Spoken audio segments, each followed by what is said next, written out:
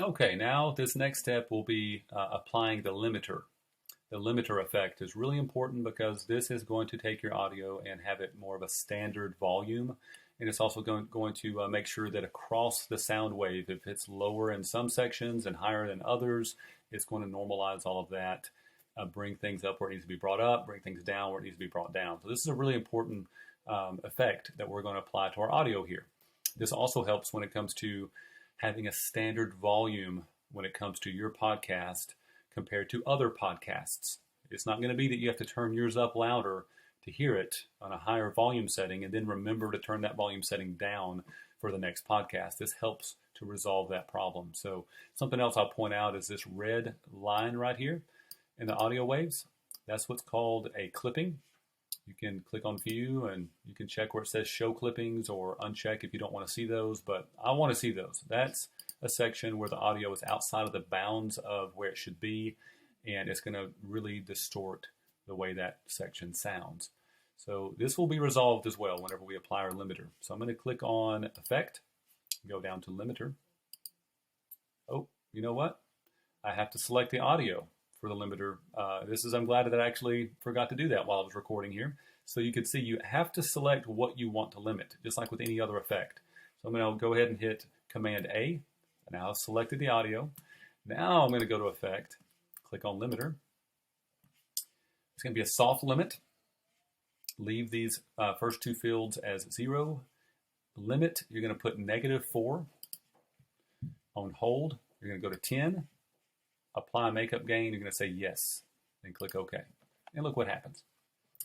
This is going to be applied, and you'll see a difference in the audio waves. And this can take some time.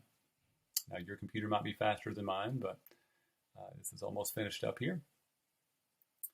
All right. So notice what just happened.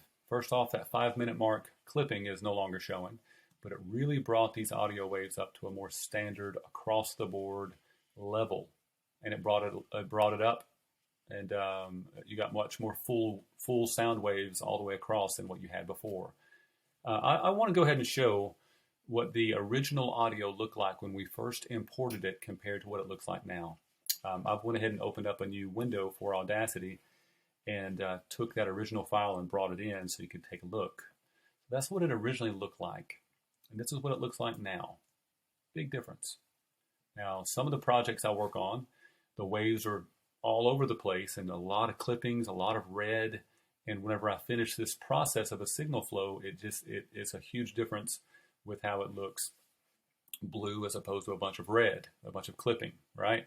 With this particular project, the audio waves when they're first recorded are quite small and they need a lot of work when it comes to the other effects. But at the end, you can see what it looks like visually after we apply the signal flow with the first 5 steps. Noise reduction, high pass filter, bass and treble, compressor, and then limiter. The last thing we'll do is apply one more noise reduction. I'm going to zoom, skip to the end. Listen to this. Go ahead. Farewell. Okay, farewell.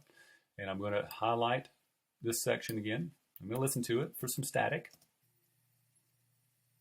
I'm definitely hearing static on my end. I'm going to go ahead and click on noise reduction. This is the same that we did before. I'm going to click on Get Noise Profile. And now I'm going to highlight everything to pick up that static throughout the audio wave, or throughout this audio file. Click on Effect again, Noise Reduction. Instead of 16, I'm going to change this to 12. I don't like to apply the same level of noise reduction twice. It could distort the way that the audio sounds. So I'm going to bump that back down to 12, keep everything else the same, and click OK.